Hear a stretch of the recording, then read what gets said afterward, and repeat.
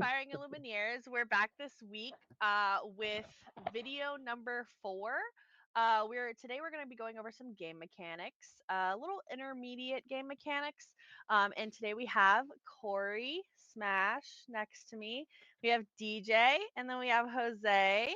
And we're excited. We're in our 4th installment, and we only have one more video after this, and then we're going to jump into deck Ink color color combinations. combinations. Yes, it's going to be very exciting. So DJ is going to lead us off with our topics today. Yeah. So we got a bunch of different topics that are more not necessarily related just to specific keywords. I know we went over keywords in the last video, and those are always going to be kind of the set same effect. So when you have a character with ward, always cannot be targeted and chosen by an opponent, only chosen by yourself for effects. Whereas today we're going to go into a lot of topics that are just going to be, you may see some people say, oh, well, just read the card, it does what it says it does. But that can be broken down in a lot better of terms when you kind of go through some mechanics that you'll kind of see as a general theme across different cards. So when something enters play, X effect happens. How does all that work? So we really want to break all those down, get with terminologies that you may hear going to your locals starting to play. What is the terminology used by Lorcana? And then what are terms that you may hear people that are privy to other card games, because other card games have existed for a long time, and sometimes it's hard to break those habits of calling something what you've called it for how many years. Some people have played Magic the Gathering longer than I've been alive. I'm pretty sure it's been around for more than 33 years. But yeah, so we have some graphic to pop up here, and we can kind of get on into it. So I know we have some people that love the bounce package a lot more than I do, which is kind of the area that we're starting on today.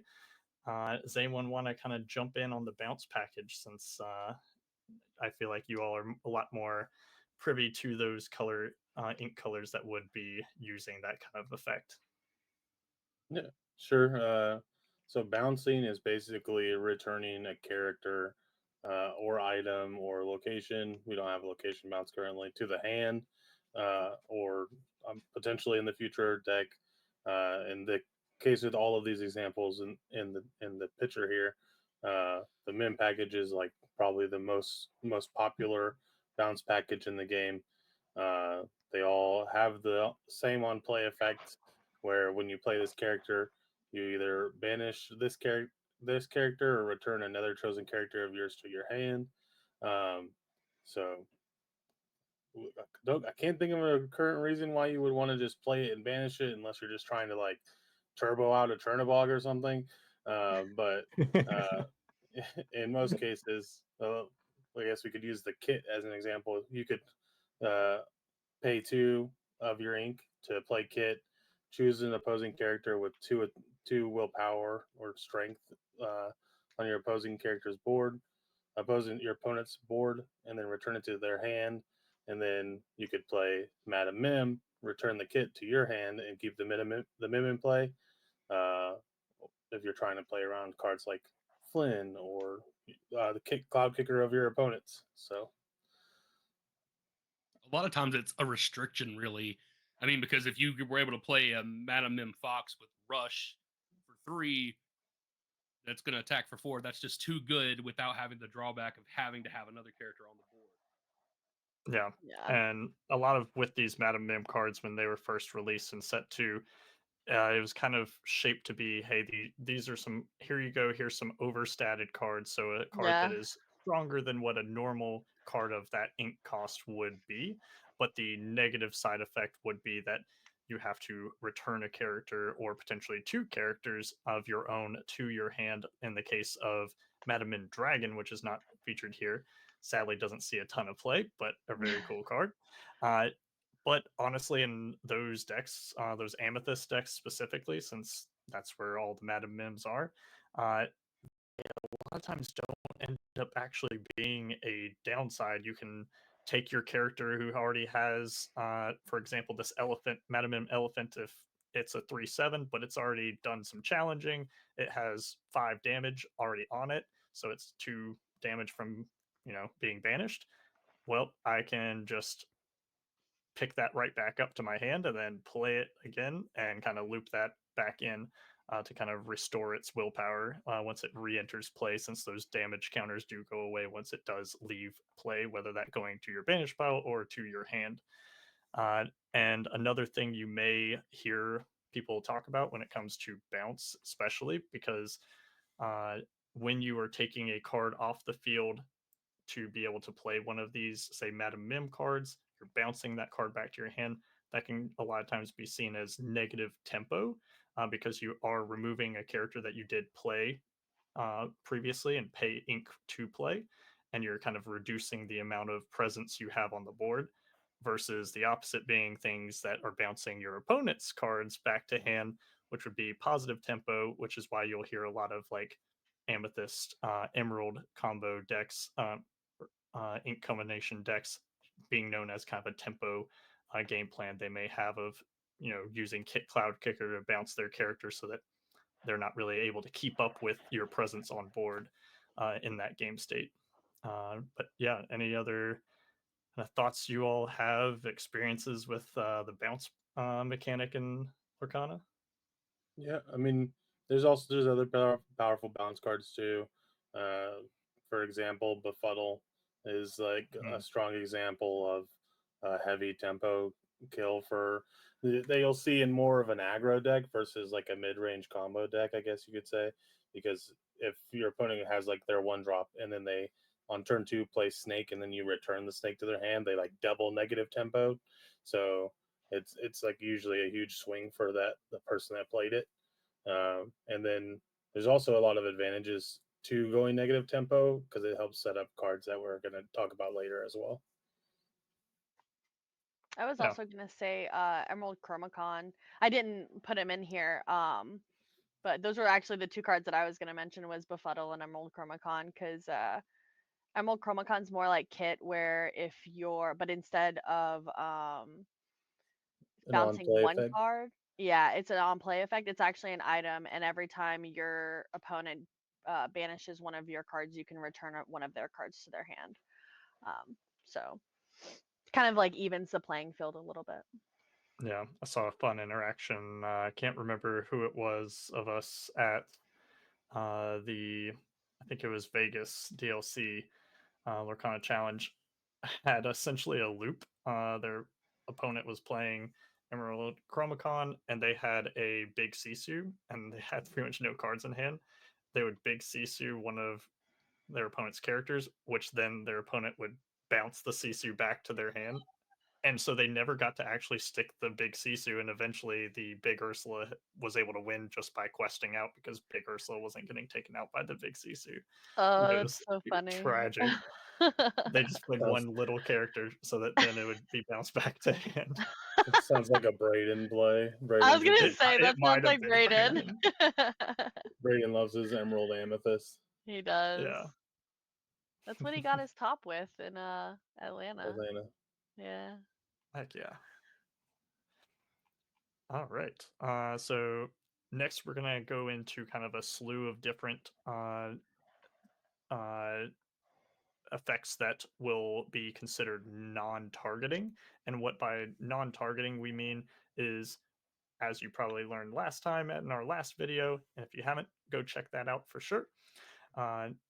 The ward characters, opponents cannot target them, and this is a good way to get around those ward characters because technically it's kind of like a I'm not touching you type moment where No you're not touching. no touchy. Shout out Cusco. Why breezy.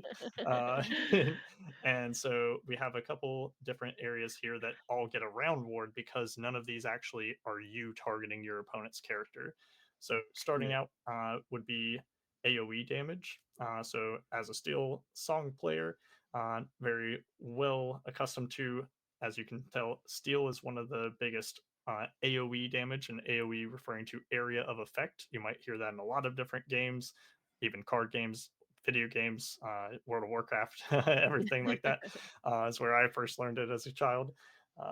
But essentially like grab your sword as an action that is also a song.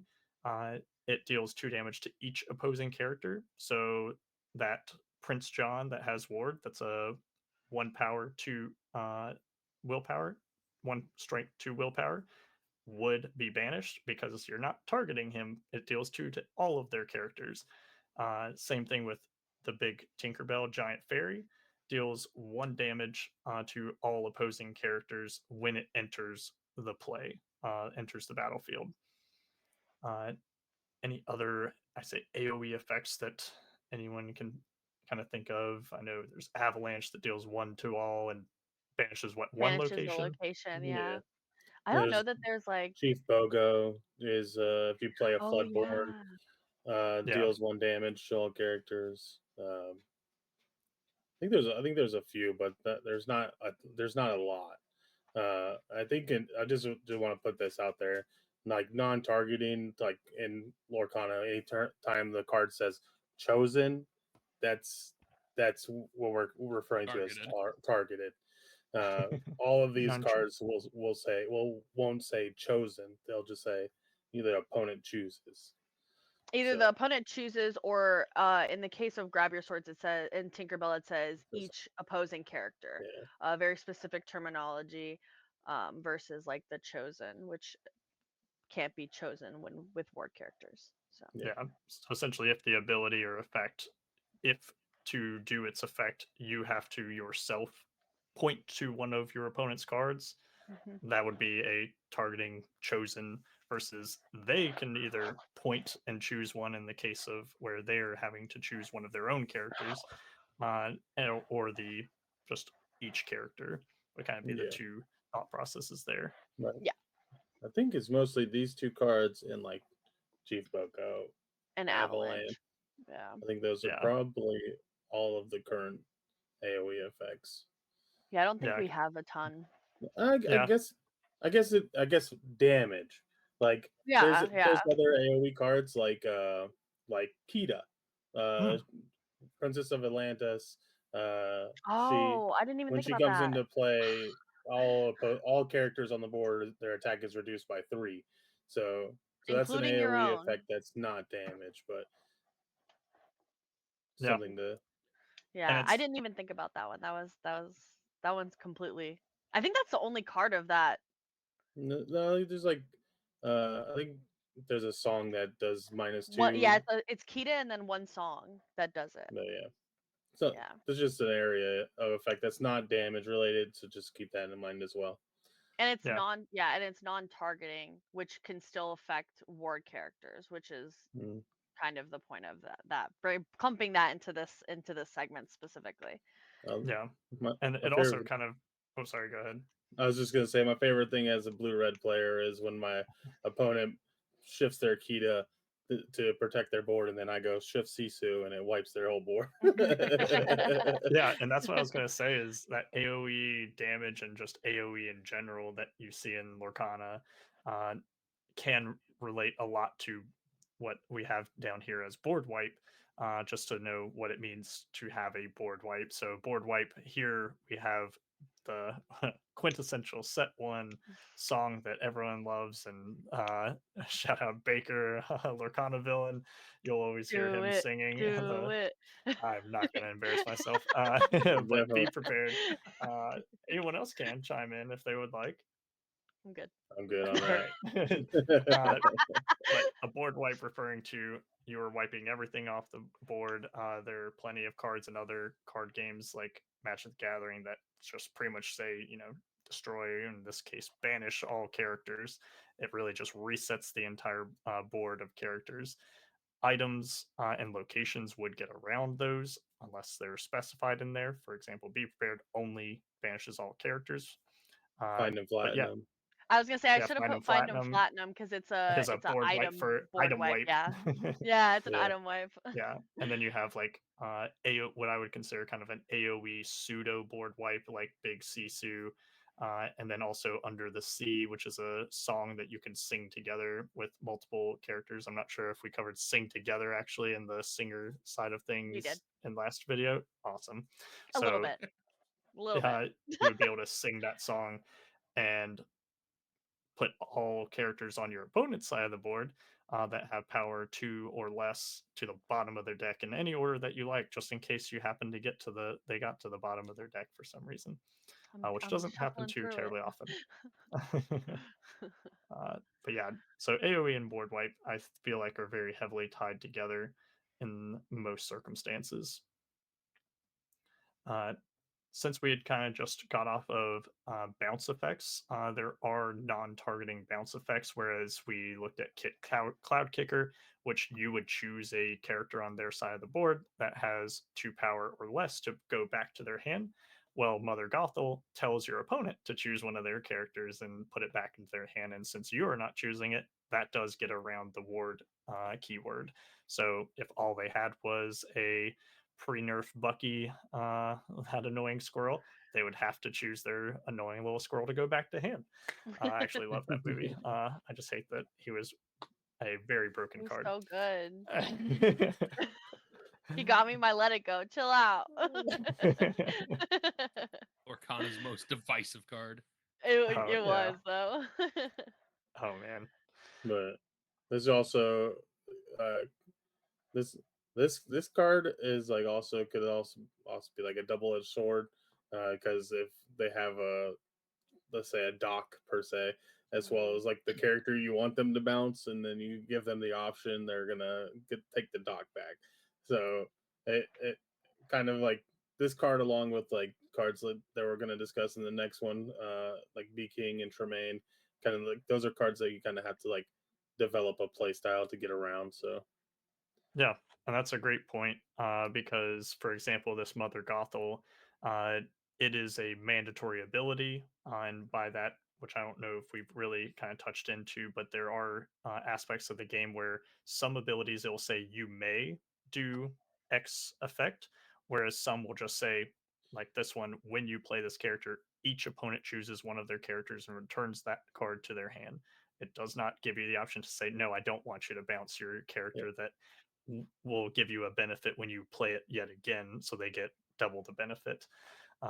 So that is a very good point to that card, and kind of may play into your decision making of, do I actually even play my Mother Gothel? Is it worth it to me to give them their dock back that they have on field, even though I'm ahead on board and they have no cards in hand?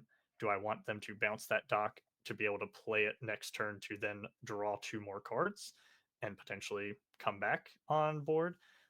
Maybe not, if I have other tools to utilize. Any other things that you all can think of? I had a funny moment in NACC, uh, where I was doing a constructed flight, and the guy that I was playing had just came from Yu-Gi-Oh to Lorcana, and I played Be Prepared on him, and he was like, "What does this do?" And I was like, "It's Dark Hole," and he was like, "Oh, I know what that means," and just moved all of his cards. Gotta translate sometimes. Yeah, Yep. it's You gotta just fun. speak everybody's language. Yeah. Yeah, we'll get to a lot of terminologies. I feel like Magic the Gathering is probably the grandfather of all the terminologies that a lot of them use. But yeah, if you have a card from another game, Dark Hole, I played it in Yu-Gi-Oh in middle school, and I would know what that meant if you told me that in the beginning. Yeah, it's a pretty like, I guess, like known card. So Yeah. Next, we have our banish non-chosen, non-targeting cards. So these would also get around ward, where B King Undisputed and Lady Tremaine both have kind of the same effect, where each opponent would choose and banish one of their own characters when you play it. So that way they can choose and banish their. Usually they're going to choose the character that they least want on the field. Which, if they play one big character, these cards are absolutely perfection, because I don't want to tell you how many times I played a big Cinderella who is a 5/5, has resist 2 and quest for 3, has an amazing ability of where when you play a song, she can attack a ready character. and they just whop down a sing Be King Undisputed or play Lady Tremaine, and I look down to choose my card to banish, and all I have is my You big only got one Cinderella. option, buddy. No. And that I is don't know why how we many play times a lot I've of one drops now to play Eh. next to it. Our sacrificial lambs, or scapegoats, if we're talking Yu-Gi-Oh, I guess. Oh, not the scapegoat. I know they're so cute. My wife I always gets know. really sad when Karibo gets like sacrificed or eaten alive. Jeez. These, Dark but yeah, stuff. like DJ said, these cards are very good. And into like, I guess one thing we'll probably touch on is like deck play styles. But there's a typical play style is called a tower, where you're kind of just building up into like your big creatures instead of like a spread board. But an example of this would be like red blue, where you're trying to get to 8 or 9 ink so you can your Tamatoa down, get your dime ready to get you all the lore, and then they have their little goat that they played 3 turns ago, and it just goes all sing Be King, and your eight turns of development is now foiled by one simple song. Um, Lady Tremaine. Depression. Lady Tremaine is a fantastic card, and the typically in the Ruby Amethyst deck currently. Um, this card is also a shift card, so we can kind of like combo the card with the bounce package we talked about previously. Oh, we talked A about lot of that in the last video. shift this on top of itself. Still get your quest. You still get the removal, and then you can bounce it and get multiple removals back to your hand. It's just chef's kiss. Oh, that was like that was one of the biggest things we talked about when we were talking about shifting in the last video actually was you shift a Tremaine onto a Tremaine and then you bounce it back to your hand and you have 2 Tremaines in your hand again.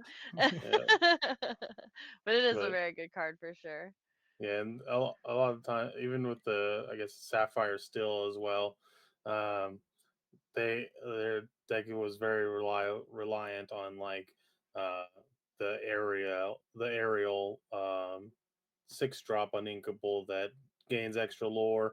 If you have more items, it has wards, so they could just usually safely stick it and not quest it. But these cards kind of solve that problem for you. Uh, but you have to be able to you have to find it. That's like the hard part about it.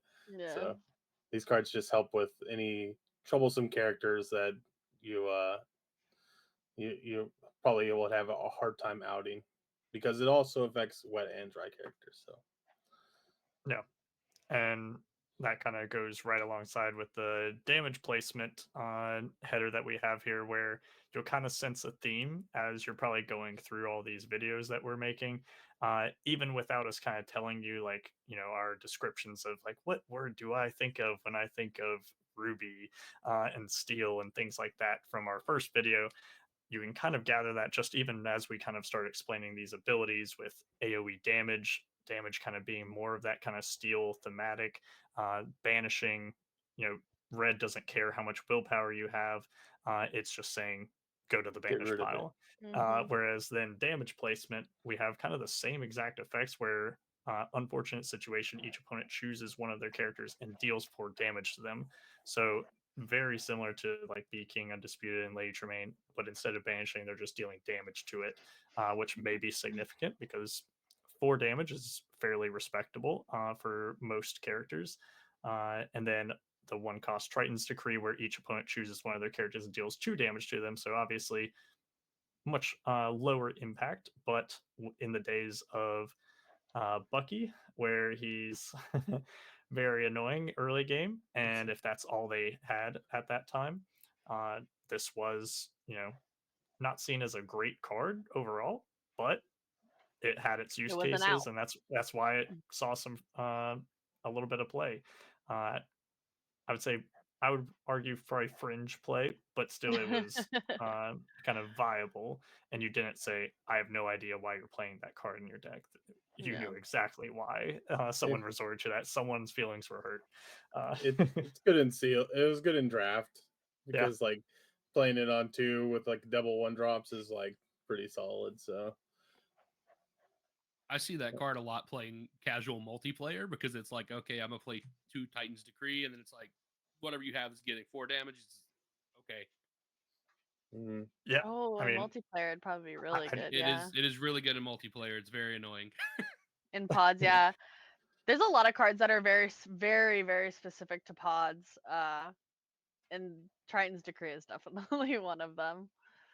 yeah, it's definitely something I feel like that's unexplored in Lorcana, and hopefully as you kind of grow with learning how to play Lorcana and you get into local groups, hopefully over time like we get more interest in kind of multiplayer, because I know a lot of people that would probably uh honestly prefer multiplayer over like Love it. 1v1, whereas I played tennis and I'll be honest, I didn't really like doubles because I had to rely on someone else, and not that I didn't trust my teammate or anything like that, but it's just kind of that unpredict unpredictable aspect of that's out of your control. So some people like that though, being able to kind of play these cards where, yeah, if you're just playing against one person, you're paying 4 ink to have them deal 4 damage to one of theirs.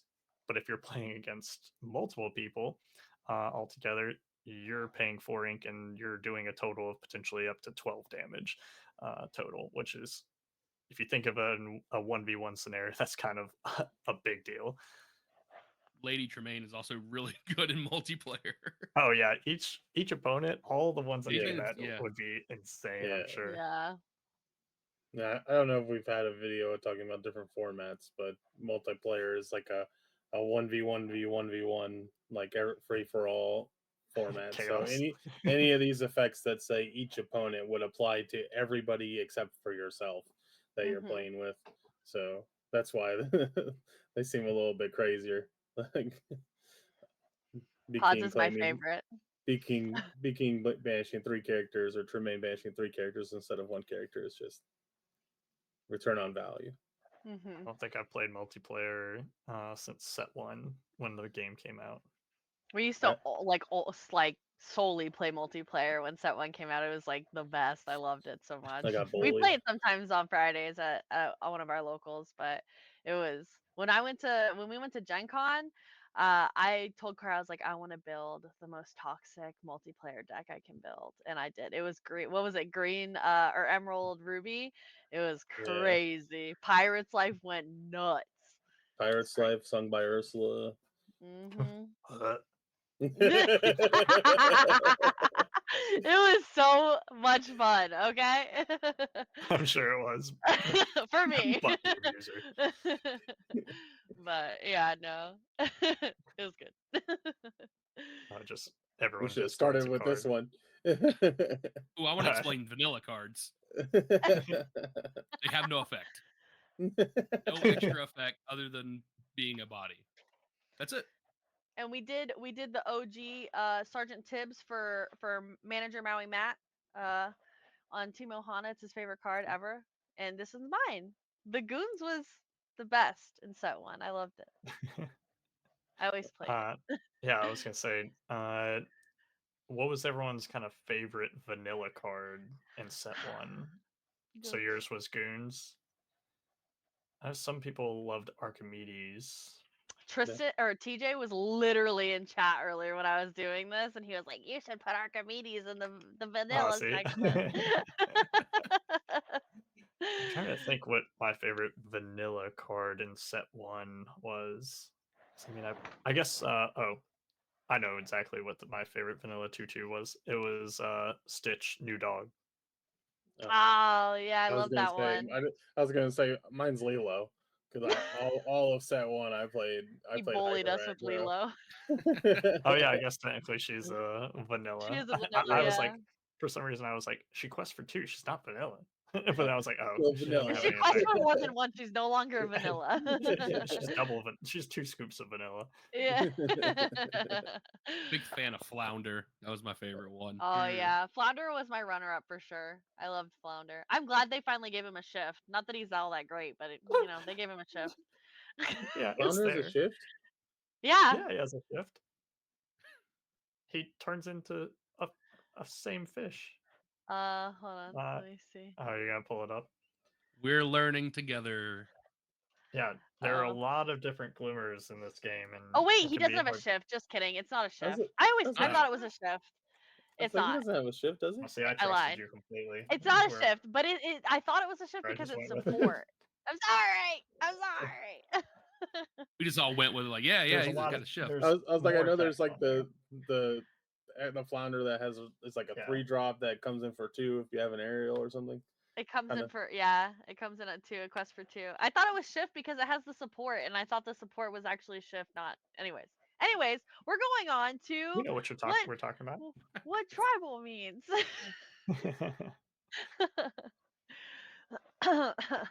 Yeah. So, kind of thematic cards where you would, it's kind of been known in the past in other card games as tribal. And what that means is, you're part of a tribe, you're part of a group. And with our characteristics in Lorcana, so we kind of went over before of, you can see there are uh, ally, there are these madrigals where they all have the uh, characteristic tag for Madrigal, and then also like heroes, villains, princess, king, prince, queen. All those are very common ones in Lorcana, but there are a ton of them in here, which is really cool to see. There are the puppies down below. We have Patch and Lucky, and when it comes to certain cards will have an effect and reference one of those. So one of my favorites, which is not on here, is not a great competitive card, but Hades I has knew it. a oh, that's the original one. Hades has an ability where he gets one extra lore for every other villain you have in play. So if you have 3 other villains, then he, instead of just questing for 1, he quests for 4 now. So he really cares about having other villains in play. So naturally, you would build your deck to kind of build around having a lot of villains in your deck to be able to take advantage of that. Sadly, there's not enough support right now to make it a top tier competitive deck, but if you ever want to try it out as a fun deck, I've done it, and you'll still steal some games because at the end of the day, it's a card game, and you can win with just about anything and just have some fun with your what some people call like jank decks and kind of home brews, things like that. So you'll see a lot of that in Lorcana, and definitely play around with it because it can be fun to make a whole theme deck of, all the madrigals and together because that kind of fits in with the kind of Disney thematic of the movie, and you can kind of there's a little bit of I don't know how you would probably explain it, but kind of I don't want to say nostalgia feeling, but like putting you back into like the Disney world, so to speak, without getting too deep, but like the villains all coming together, like making it like a heroes Get to deck, and create you your kind own of movie you magic. take on like the like I'm running a heroes deck, and I'm the good guy in this scenario, beating down my opponent. Very heroic. Exactly. It all depends on the perspective. Yeah, I was gonna say one of the other cards too that like kind of like ties into the thematic idea for deck building too is a Madrigal. It's Alma. She was one of the first cards we got that let you search your deck for a character with the Oh Madrigal trait. yeah. Uh, so I forgot I about that one. know we're getting more Madrigal support in the next set. So there's always potential too that the the theme will get more robust. I guess you could say is like so even if it's not something that's like highly competitive now or uh, isn't seen as much success as you would like, even at like even with the more casual approach, there's always going to be more cards printed. So We're only uh, 6 sets in too, like so yeah. we have Yeah. a long way to go still. Both of these archetypes that we're using as references here are getting support in set 7 because we also saw the Dalmatians. So Yeah. I'm so excited. I'm so excited for puppies. We need more brooms. We Need more I- brooms. We You don't guys need did more get brooms. brooms for like 4 sets though, straight, more. and then they Need more just brooms. stopped. That was crazy. That's why Shimmering Skies is my least favorite set because there were no brooms. There's no brooms in Oh. it. Yeah, that's true. Yeah. We kind of probably touched on everyone's favorite characteristic villains and brooms and whatnot. Next, you'll kind of most likely know the term ramping if you've come from another card game, especially like Magic the Gathering. I know we've referenced it a lot, but that is a very common one. And ramping has a lot to do with resources. So card games like Magic the Gathering and now Lorcana, you need ink in Lorcana to be able to play your cards. So, what better way than to cheat out the system, so to speak? Of normally you can only ink one card per turn. So, on turn 3, I can ink my third card, play a 3 cost character or item or action or location, and that would be it. But thankfully, there are some cards in here and some really good strategies that are implemented even up at the highest level, especially uh, are cards that will ramp or accelerate your ink generation. So you can do more than just one ink per turn. So we have Fishbone Quill, which is a set 1 card that saw a ton of play up until just recently, really, which goes to speak of how strong and impactful that card was. It is a 3 cost item. You put it onto the field. Items do not have to dry before they can exert and use their ability, like characters do. So Fishbone Quill comes down. I I ink my card for turn on turn 3. I now have 3 ink. I play Fishbone Quill. I exert that Fishbone Quill to use its ability, and I get to put any card from my hand into the inkwell face down. And now I have 4 ink, and that card actually goes face down and is not already exerted. So then, if I have a 1 cost item or character, so I have like a popsicle item, I can then play a popsicle, which is great because then I'm drawing a card. You can kind of see how having more ink than your opponent can be very beneficial, especially if you're wanting to get up to those characters and items and actions that cost a lot of ink. Getting there sooner is only going to be a positive.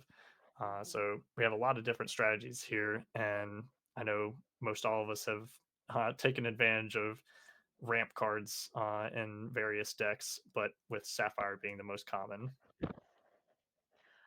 I think one of the major things to note with ramping specifically is the difference in language when you are using the different ramp cards. So there's Mickey and just 2 examples off the top of my head. Mickey and One Jump Ahead allow you to just um, take the top card of your deck and put it into your inkwell exerted, so you can't use it. Fishbone Quill allows you to ink any card from your hand, whether it is inkable or not. It does not have to be revealed. Um, and it comes in unexerted, so you can use it, as DJ said. And then on the flip side of that, there's a card, Belle. What's her name? Strange, Bell but Strange but special. special. Got a Strange Japanese one right there. Strange but I special. can't And what read is that. she? Oh, I was gonna ask. It's I got was gonna trust ask me. DJ to read it. I'm not gonna lie to you. But it says you can It's ink for a second time that turn, it's which it's the same text as sale. It says you may put an additional card from your hand into your inkwell. and But that one has to be revealed and it has to be inkable. yeah, Funnily enough, actually, the Japanese version actually has an extra set of text. I can't read it, but I've seen it translated where it actually has in parentheses to clarify that because that was something in set 1 that was very uh, just hard contentious. to for people to Mm-hmm. really know right off the bat when it says you may put an additional card from your hand into the inkwell face down. Well, does that mean it has to be inkable? And they did clarify that just for them all getting into the game over in Japan and China, Mm-hmm. uh, just to help them as they get into the game, which is really cool. Mm-hmm. And then Tipo just says you may put a card from your hand. So it kind of follows the same verbiage as Fishbone Quill, where it doesn't have to be um, It doesn't have to be inkable. It doesn't have to be revealed, but it does come in exerted. And there's a lot of cards that ramp. These are realistically just the 3 most common and most used cards that we use for ramping. Well, 4. Four, sorry, not 3. Yeah. I And can't count. I just made the visual. It's fine. so I can think of one, but I'll ask you all. You probably will get it immediately, potentially. But what is a non-sapphire ramping card? Is there one? Ooh, do I have you stumped? Non-sapphire? Yep, there is one. What? It is a character that is present in every ink color. Hey, hey? Hades? Oh, yeah, the green Hey, hey, hey. hey, green hey Oh, hey. hey, Oh hey. yeah, yeah. Oh, I said Yeah, so Hades. We all you're failed right about DJ's that. I quiz. respect you. Yeah, you're like, ooh, it's Hades. I'll just say Hades. I'll just say Hades because we talked about him 2 No, videos ago. the green hey, hey. If Yep. your opponent has more ink in their inkwell than you do when you play it, you can put the top card of your deck into your inkwell. That was Yep, like a real. People were playing the crap out of that card too. Whenever it first came out, like it's good. It kept you like in line with the blue decks at the time, which Well, helped. it's it also mostly got played in blue green or Yeah, it quested for sapphire 2, emerald. didn't it? Sorry, yeah, quest for 2. I want to say it's a 3/3 or 2/3 3-drop. I think it's a inkable. 2/3. Yeah. Yeah, you can tell we didn't play with it that much, but I don't play Emerald. I told you guys that last video. I got bullied by Cusco too much. So, Set 1. that's the girl that is like, oh, Bucky did nothing wrong. I never played Emerald. Bucky did nothing I wrong. didn't play Emerald that much. I literally only played Emerald for that DLC, and I got my Let It Go, and I was like, all right, I'm done. And then I there are tried to people play picking Emerald up the after deck that. there are people picking up the deck never having played it before and topping those Yep. events. That's how strong that deck was. That was just a Bucky flex. was great. Errata. Errata him. He wasn't that Oh, bad. get her out. Get her out. Panda has left the chat. But yeah. Errata. Oh yeah, we haven't got to what an errata is. When essentially they change the card's text moving forward. So obviously you would have a pre-errata version of the card, like we all have our Buckies that still cost 2 and they have ward, and they let you every time you play a Floodborn character, your opponent discards a card. Or shift character. Sorry, all shift characters are Floodborns, but when you play a shift character, well, yeah, it's just when. No, they changed it to you have to. No, yeah, they changed it now to Yeah. where it has to be used with shift. You can't just play a Floodborn. And they ripped his ward off of him, and they made him 3 costs now. So now there's. Did they make him uninkable too? I can never remember. No, he's still still inkable. God, that just. Could you if they imagine? rotted 4 things, that's just. It's already overkill to do all 3, but they could have just taken like. Discard's a frustrating strategy no matter what card game I feel like you're playing, but it's an archetype. I feel like they just could have just taken away the ward. Yeah, if I'm being that's what honest. everybody says. You take away the ward, and it's a completely different game. Yeah, my Cindy will but well enough. After discard, the next most egregious deck is going to be milling. Oh yeah. Even though we don't have this, I think these are our only 3 cards in milling so far. I think we might have a few more, but like I didn't feel like, finding. I knew of these 3. These were the 3 that I found. We should have Korey talk about this because he can equate it to tier elements in Yu-Gi-Oh. Oh no. I mean, they're all just basically the milling is a strategy that involves taking the top cards of either player's deck and putting them to their banish pile in this case, or their discard in this. I think is how they refer to it in Lorcana. So literally, a very merry unbirthday. Each opponent, I just went out of focus for me, but each opponent puts the top 2 cards of their deck into their discard. So you, your opponent, in this case, it's a 1v1 standard format. They would just take the top 2 cards and just flip them over right into their discard. if you were in a multiplayer, each player would do it, obviously. Um, I can't think of anything as of right now that is in the game that gains anything besides Chernobog from like Yeah. putting stuff into the discard.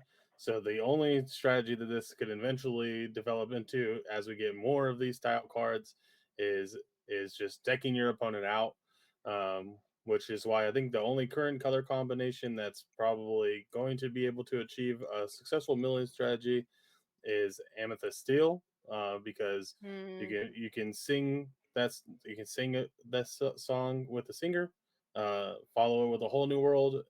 You're drawing 7 cards. Your opponent's already down 9.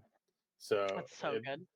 the Mad Hatter's Teapot, basically the same thing, except it's an item, so it stays on the field. You can pay 1 ink, exert the item. Each opponent puts the top card of their deck into their discard. And then Mad Hatter Teapot, whenever he quests, you look at the top card of your opponent's deck, and you can keep it on the top of their deck, or you can discard it.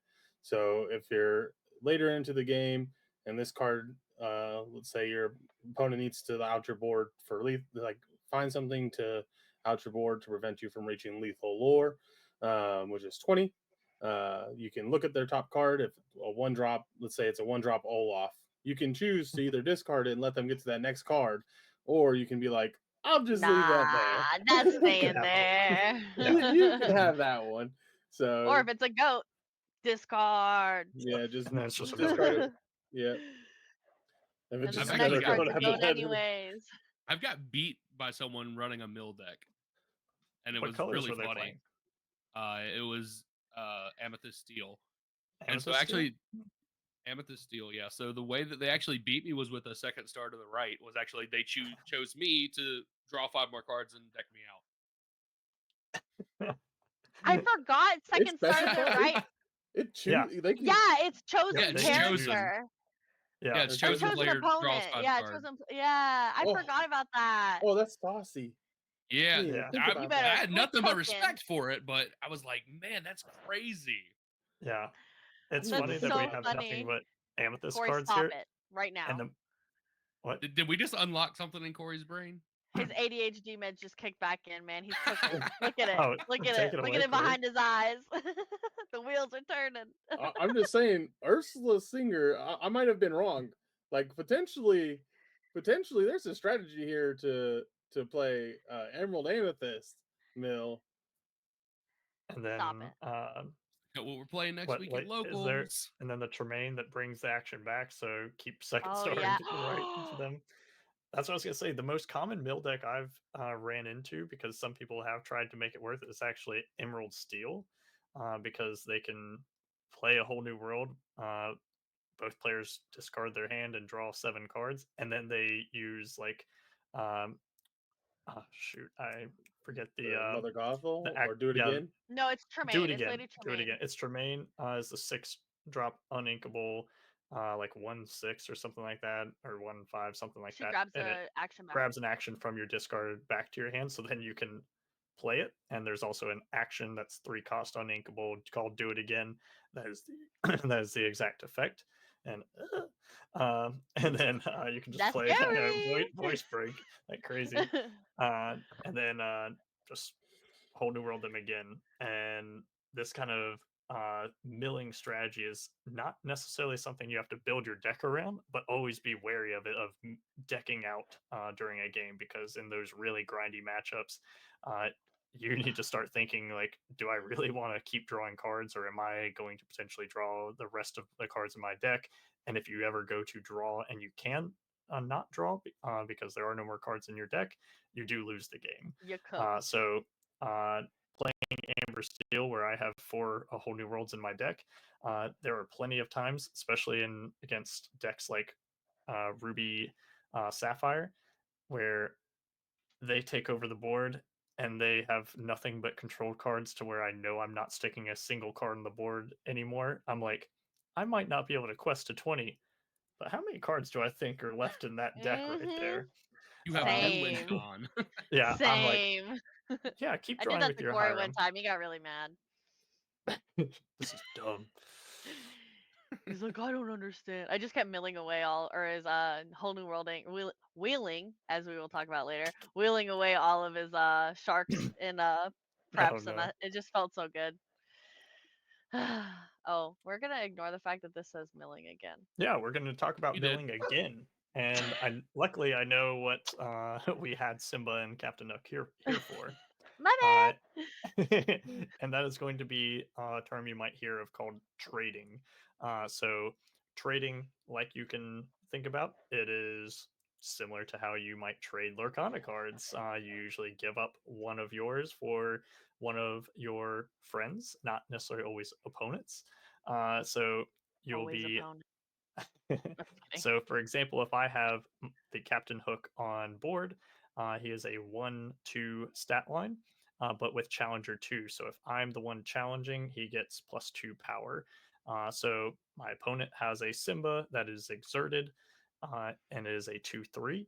My Captain Hook, I can challenge into the Simba. He would become a 3-2 in that challenge, do 3 power to Simba's 3 willpower, but then Simba also does his 2 power back to the Captain Hook, and they essentially both are then banished, hence the term trading. So if you do hear someone say, I'm going to trade here, and they motion, one character towards another character, that's what they're referring to. Pretty common in other TCGs, right? Yeah. For sure. It's a very common term. Yeah. Remember, ladies, gentlemen, and kids, we talked about this last video. Captain Hook was Simba's biggest op in set 1. It's true. We Oh talked yeah, about it. the scariest thing back in the day was like Captain Hook just sitting there. Yeah, Mhm. Captain Hook Never on turn 1 questing, after you like just reload, and sitting then there. turn 2 played Simba. You cried a little bit. Oh, too bad Yeah. I didn't put on my Captain Hook outfit. Look Oh, at back at one of our missed other previous podcasts, opportunity. and I came in near Halloween. I just went Halloween trick or treating with my son, and I was Captain Hook, and he was Peter Pan. Very cute. Very cute. All right. The last Uh, thing. Well, filtering. So filtering's one that is not as common that you'll hear as a word, but just in case you do hear it, it is a strategy and something that is known in other card games. Filtering really just refers to the concept of thinning out your deck. So that's something that I know sounds like Yu-Gi-Oh! You'll hear thinning your deck. So it really means, hey, I'm looking for specific key cards, especially in your deck, because naturally you have to have minimum of 60 cards, and you might have a certain card that you really want to see each game. Well, these cards will help thin your deck by getting to them quicker. And these are just a couple really good examples of Simba, who is going to draw you a card, and then normally filtering has to do with you are able to get a card, but you're also pitching a card away. In Simba's case, you're discarding a card from your hand after you draw a card, whereas Grammatala, you look at the top 2 cards of your deck and you'll choose one, and the other will be uh, put in at the bottom of your deck in any order. Because the reason it has to say in any order is you may put a card into your hand, so you can technically put both cards at the bottom. I don't think I've ever seen a reason why anyone would have done that. It is almost always beneficial to put that card in your hand. So another one would be that doesn't go back into your deck would be like How Far I'll Go, which is a song, an action song that you look at the top 2 similar to Grammatala, but instead one goes to your hand and then one goes to your inkwell and ramps you 1 ink. So it goes to the inkwell exerted, so that you can then be +1 ink that you normally would be come the next turn when that ink readies.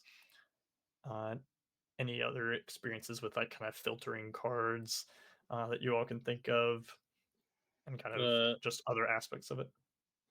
Yeah, I think there's another example. There's like effects that proxy this, not proxy but apply to this. One would be like Robin Hood Sharpshooter. Whenever he quests, you get to look at the top 4 cards of your deck, play one of the actions in there that are 6 costs or less for free, and the rest are discarded. Um, like It's pretty good. It's a pretty fun card. It's not as meta relevant, but it can still be considered filtering because you're kind of like going through 4 cards to get to potentially one card that you may need or is beneficial to you. I think a lot of Ariel, there's a yeah Mhm. Ariel spectacular searching for a singer. song. Yeah. And then Speaking of really quick, because we talked about May effects earlier.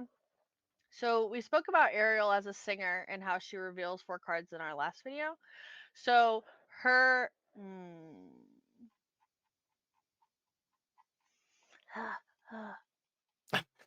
There we go. We're here again. It says, when you play this character, look at the top 4 cards of your deck. That is a mandatory effect. mhm. And then it's period. And then it says, you may reveal a song and put it into your hand. That Is is, optional. is an optional. Yes, My because brain just there are a lost lot of it. times where, and I'll be honest, I'm not a deceitful person, but there are a lot of times where I do kind of play an actor role when Yeah, I'm like, absolutely. You really don't want to getting, take that third whole new world. Come on. yeah, and like I find a whole new world in that 4 songs, and I'm like, I already have one in my hand, and specifically, I'm not playing against green, Mhm. Emerald, because they can rip songs out of your hand. So if I'm Mhm. playing against Emerald, I may want that extra a whole new world in my hand, even though I'll never play both of them because the first Yeah. would discard the second. But in case they look at my hand and try to take a song, I then have a backup. But there are times where I'll be like, oh, whiffed. What else is new? Just steal Yeah. song, am I right? People just assume that you whiff now. Like they never people also like never expect you to not take the song, and I'm like, there's so many times where I don't take the song, like because I just Yeah. like I know that I don't need it. But this is just an example of a May effect, a mandatory effect and a May effect in the same effect. um but a lot of people actually don't know that the second part of taking the song is optional. And they will always sometimes people just always take the song and like they don't realize. I've told actually like a lot of people that in the past like 2 months that Ariel's a May effect. People that are like Yeah. just learning to play steel song. So Yeah. There are not a lot of scenarios yeah. where you don't take the song Yeah. because at the end of the day, it goes to the bottom of your deck. You're probably not seeing it again anyway. Yeah. Uh, but it works in the sense of a strategy of, hey, once you reveal that song, it goes to your hand. They know about it, so they Hmm. know to play around that card. So if I don't want them to know I have a whole new world in hand, I'm not going to take a second one to remove all possible doubt that I have a whole new world in hand. Yeah. Yeah. I just wanted to give that example. I guess I could have done with Tala too, but we were talking about Ariel earlier, and then like on Monday last night, Yeah. Heaven was playing song, and she didn't realize, she actually didn't know that Ariel was a May effect. Like the grabbing the song was a May effect, Hmm. but you'll always know if it's optional if it says you may. Like the Yeah. rabbit, when you put rabbit in play, Merlin rabbit, it says you may draw a card. Like you don't have to draw the card. Yeah, whereas Genie, the new Genie is mandatory. Yeah. It Is just it says really? draw a card. Yeah. It Yep. just says draw a card. Oh, I didn't So actually didn't know. I thought that one was also optional. Nope. yeah. Uh, Fun one last fact. thing on filtering is a common thing, especially for things like Simba, where you're, or is the Bayou, the Mhm. location that also filters kind of the same effect of Simba. Mhm. Mhm. When you have a character there that quests, you will draw a card and then you will discard a card from your hand. This can a lot of times be helpful if you end up bricking, where you Mhm. get a lot of uninkable cards in your hand. So similar to other games where you don't get resources, resources are everything in this game. So if you don't have a lot of inkable cards in your hand, and I have a Simba, I can play that to draw a card, hopefully an inkable, and then discard an uninkable card.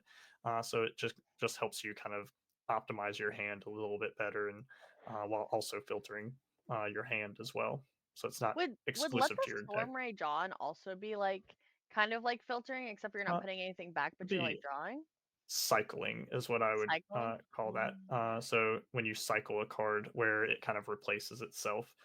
So I know I don't think that's on our list here, but when you have a card, or I guess technically a Popsicle. cantrip uh, is Oh yeah, also what I. popsicle, fortisphere, Yep.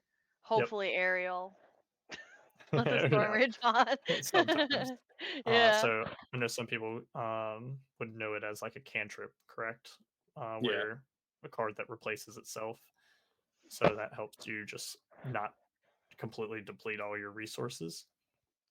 Whereas filtering, I feel like has more of a. I always see it in the terms of specifically like going through your deck, and you're usually grabbing and then putting something at the bottom. Like visions of the future would be filtering what 5 cards of your Best deck. cards You look at ever. the top. Best card ever printed. It's insane. Look at Dig the a top little 5. deeper. Find the best card of those 5 for that scenario. Put it to your Don't hand. Put the reveal rest it. at the bottom. The Yeah, fact that you don't don't reveal reveal off that card is insane. That's another big thing too. Is like you have to make sure you read the card. When it says reveal, you have to show your opponent. If it doesn't, you're not required to.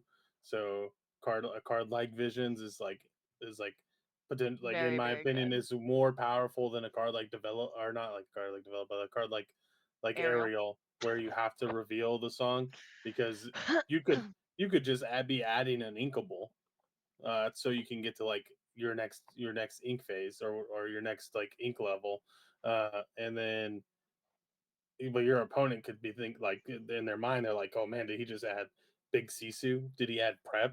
Did he add Dragon? I'm Blessing crashing Dragon? out whenever people play He's Visions against me. so Oh, it's to Corey's point, if you ever want to watch a top 16 DLC player, one of Team Ohana's own, Lucas the Hammer, he'll enjoy that little shout out. Uh, uh, one of the things that I see him do more than anything, and it's honestly something that I wish he would slow down on, in all honesty, He but when he grabs. plays Finish Visions of the Future, because he plays Ruby Sapphire, Mm-hmm. he looks at those top 5 and instantly takes one, puts in, and I'm like, he just got the best card he could have gotten. Yeah. In reality, he could have got like, a popsicle or Yeah. But you Vitalispear think or it's like something the like that. best because like Yeah, when he you're takes it so grabbing a fast. card like that, like Snap Keep. immediately, yeah. Yeah. When it's a So snap keep, you assume it's a good card. yeah, They and got the that's prep. kind of just part of the game. Even I would say, like, I don't know. You guys can Mind games. bash me if you think otherwise, but the mind games is a part of the game. Of It is. if I get the best card of those, if I get what I'm looking for in that 5, maybe I think about it, look at my hand, make sure you keep those very separate when you're looking doing any of these effects. You don't want any ambiguity of, are they cheating? Are they mixing their hand with that set of 5 cards you're looking at, or whatever is coming off the top of your deck?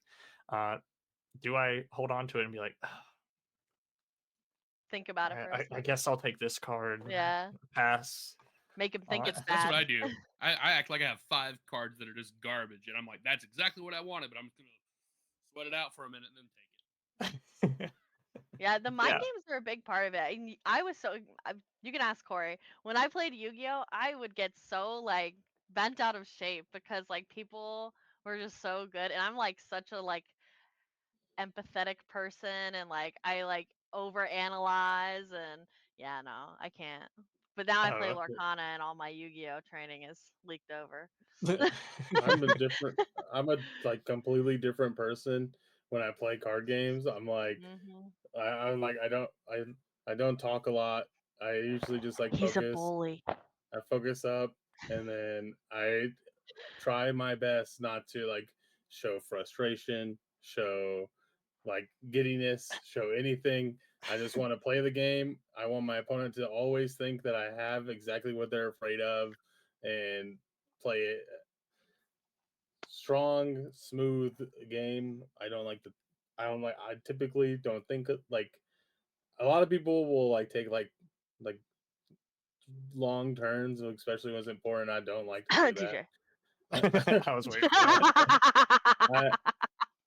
I, I I typically know my plays before like my opponent's even passed half the time, unless I draw like Hmm. something that's like completely changed. So I just don't Like like to turns leave. ahead. Yeah, I just don't like to leave things on the table in terms of like, because that's, I mean, let's be honest, like slow play exists and people do it. It is what it is. Uh, but that's just something I guess you have to like be cognizant of too is there's time is a real thing in games. So Is yeah, it?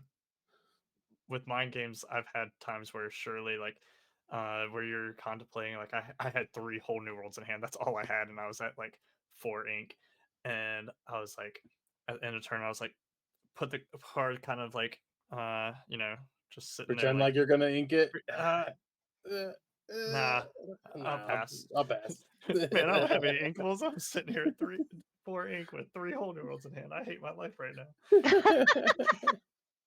A villain. Hey, which just, deck? just do red blue things. By blue things? Yeah. Lame, boring. Yeah. So all of this as trying to formulate in Need a this. reastic example. Hands Yeah, here down. we go. Here's some meta cards. I can do this. People know these. These will see play. So the whole goal of altering your hand is so that you can kind of develop what people you'll hear call a curve. So you can curve out, which is usually on turn His one. hand is Ideally, gas. you play a turn one play, whether that's an item, a character, whatever your game plan is for that deck, and then hopefully on turn two you have a game plan, whether that's inking a card and playing 1/2 cost item, location, or character, or playing 2 1 costs. So the ideal scenario is not to have no inkables in hand, thus bricking, where you don't have resources to generate each turn, or you don't have, like, say, a turn 2 play because you have a 1 drop, but then nothing for the next 2 turns. You really don't want to waste those turns, just ink and pass to your opponent. So here we can kind of walk through this one here, which is much happier for us. Not for Sure. me. So for here, with this deck, you want to establish a 1, 2, 3, and 4. There's the popsicle is typically your bread and butter turn one play when you're playing a red blue deck, and then your ideal goal is to hit turn two ram. In this case, we have 2 options for that. We have Tipo, which ramps a card from our hand, and then we have Sail, which allows us to draw and ink an extra inkable card this turn. Um, so both of those options are good. Both of those options are exactly what we want to do on 2. Uh, Typically, our turn 3, we're going to be aiming to ink a card and uh, play a 4-drop because we accelerated that 1 resource on our turn 2. Typically, you want that card to be Hiram, Flaversham, or Grammatala, just so we can start drawing cards or filtering our deck for more ramp or cards to just develop our game plan into our higher bodies. So in this situation, um, for the sake of just a simple mulligan, we will keep a popsicle. We will keep sail. We will probably keep the other popsicle just because it lets us draw another card, and put the rest back because um, we want to get to that turn 4 or that 4-drop card as highly increase our chances of getting to that card as much as possible. In a tournament scenario, you might keep the brawl just as an insurance policy against a hyper aggro deck, such as Amber Amethyst or Amber Still if they're running daisies. If you do know what your opponent's on, that's when you can kind of make that decision. Typically, we're gonna not keep it going first on game 1 though. All right. So Is this we gas unfortunately, or is this ass? so this is kind of butt, Depends what unfortunately. popsicle draws. We're Yeah, playing, living and dying yeah, by the popsicle draws. yeah. So with this one, you're kind of unfortunate. We drew the 1 of dime. The shark's a little bit higher cost than we're going to be able to get to anytime soon. So in this situation, we didn't get to our ideal curve, but I think this hand's still very good and Still a lot of draw power. it's still salvageable because the popsicle, the sail, the additional popsicle, the follow-up sail, all are going to be able to draw you a card or cycle you a card, and replace themselves in your hand, so you're not losing resources. Um, and but hopefully we'll get to your turn 3 or turn 4 play. Yeah. And at the end of the day, you could have a hand like this where you don't really have the pieces, but you have some draw power and just your draws for turn. And really, as long as you believe in the heart of the cards, you will get there. So that top card could be the best card you want. You could have everything in the right order. That's just the luck of the draw RNG. I had an unfortunate scenario for my opponent where I had no cards in hand on going into my turn 4 because they were playing green steel discard, and I had a Gaston in play and an Ursula. So Gaston being Singer 5, and I told my opponent, and that made it almost feel like I was cheating. I said this whole new world's going to go crazy off the top, and I drew it, and it was a whole new world to draw me 7 new cards. Let's So go. yeah, I say one of the, and I feel like most would agree that hand altering in Lorcana is probably one of the highest levels of skill that can be influenced in the game, because at the end of the day your cards are in a random order, and you're going to be drawing those. You'll have games that you just don't draw anything and you might lose the game and pretty much not have been able to play. But that's hopefully not going to be the case most games. And a lot of games are won and lost by your hand alter. So knowing what to mulligan away when you're going first versus when you're going second, where going second, you'll have an extra draw, because if you're going first in Lorcana, you do not draw on your first turn. Whereas going second, you do draw starting even on your first turn, to kind of make up for the fact that you're going second. And also every matchup. So if you're going blind, you need to know what is the game plan for your deck when you're on the play versus when you're on the draw, because you have to have that in mind of knowing I could be playing against anything. What kind of hedges what I want to do with my deck, but also not completely losing if I happen to be playing someone that's playing hyper aggro, like Corey was mentioning, how he was saying maybe he does keep that brawl just as insurance because I'm happy enough with the rest of the cards in my hand.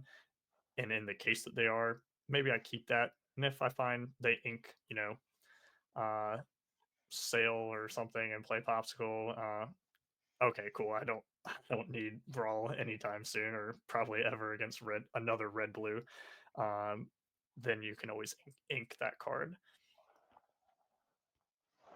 Yep. What are your thoughts on kind of the level of practicing and skill expression when it comes to hand altering? No, I agree with you completely. I think a lot of the best players will know how to uh, they're mulliganing for their curve. They understand their game plan against everything in the format. If they have the That gets crazy, guys. no, stop. If they have the knowledge of what their opponent's on, they're gonna obviously do it even better than if they don't. And then I think the next biggest skill that people will develop, and we'll probably talk about at some point, is knowing when to ink cards, certain cards, because a lot of the times you can ink a card thinking you'll never get to it, and then 2 turns later you'll be like, "Wow, I really wish I had that card," and that have when you get that feeling, you probably lost. So.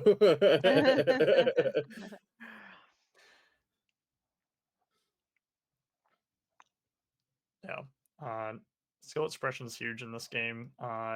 It started out with set one, limited amount of cards, so only so much strategy you could put into games. But at the end of the day, build a deck that you enjoy, an archetype that you enjoy, and characters that you love, because I mean that's also part of the game. You don't have to be anyone listening and kind of learning and getting into the game. I know we talk a lot of competitive aspects, like me saying my favorite character Hades. That one of my favorite cards is not a very competitive card, but don't let that discourage you, because if you know your deck in and out and you have a basic concept of what the goal is for that deck, you can make it happen. And having an intimate knowledge of your deck composition and how that plays into other decks that you're commonly going to see, those meta decks, you can catch a lot of people by surprise. And, maybe not with microbots, but, with something. That was a strike to the heart, DJ. But okay, on a serious note, You can do I microbots. hate you guys. I'm gonna make it work one day. On I'm a gonna get serious smashed note, by it one day.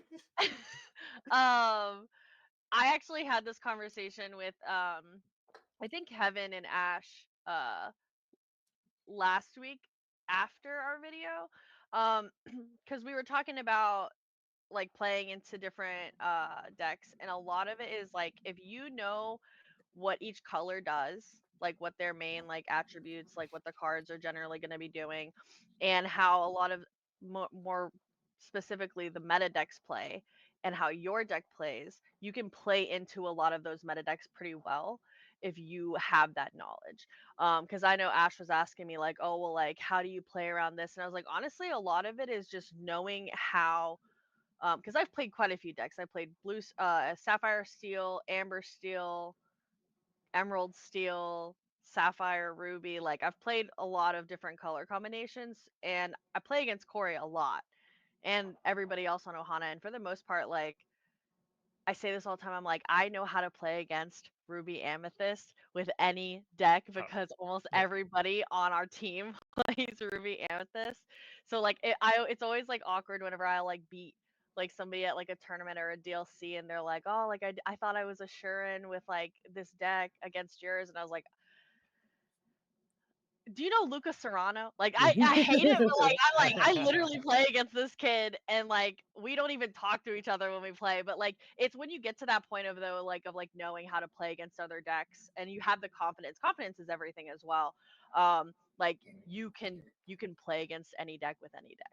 Will you always win? Probably not. Could you take a game off of them? Absolutely.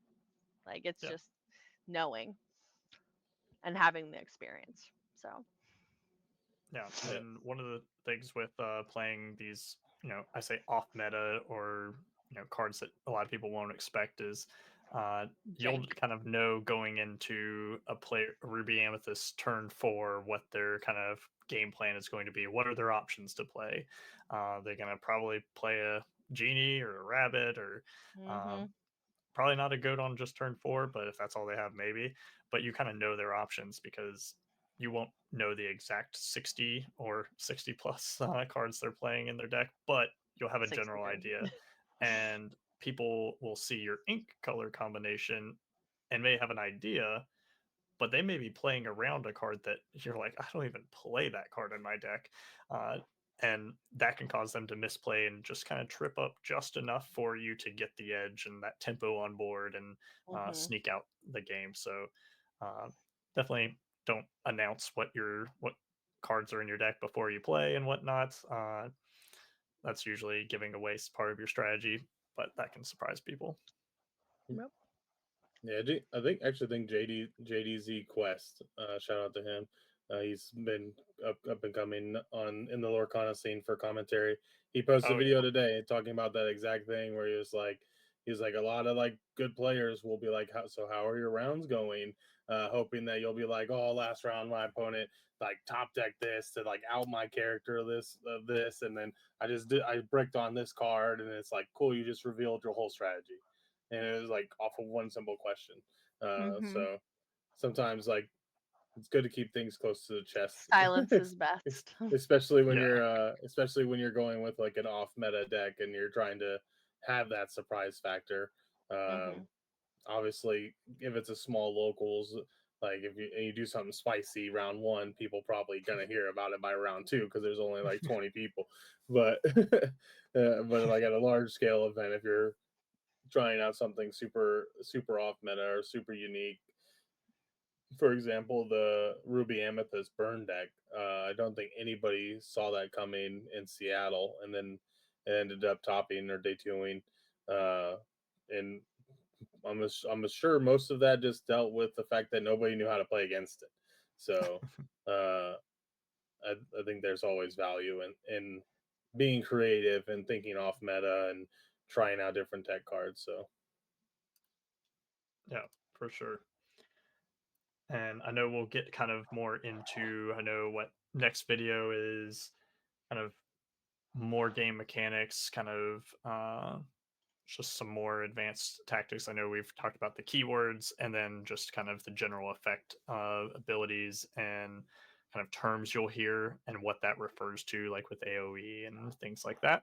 But we'll get into some more examples, especially I would call it kind of advanced in the sense that, you're not a wizard like Merlin just by knowing this, but it can be kind of up for interpretation on some cards where there might be some argument over how exactly does that card work. Can I play this card on an empty board even though it says deal 2 damage to a character, but there's no characters? Can I play that? And kind of go over those things.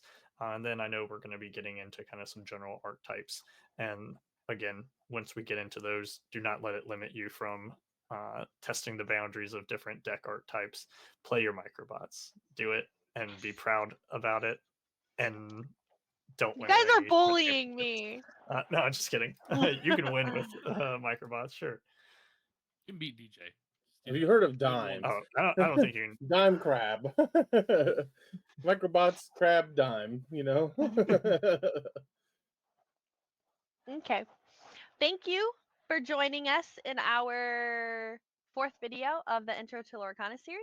We would like to once again say thank you to our sponsor, House of Cards. You can check the link in the bio below.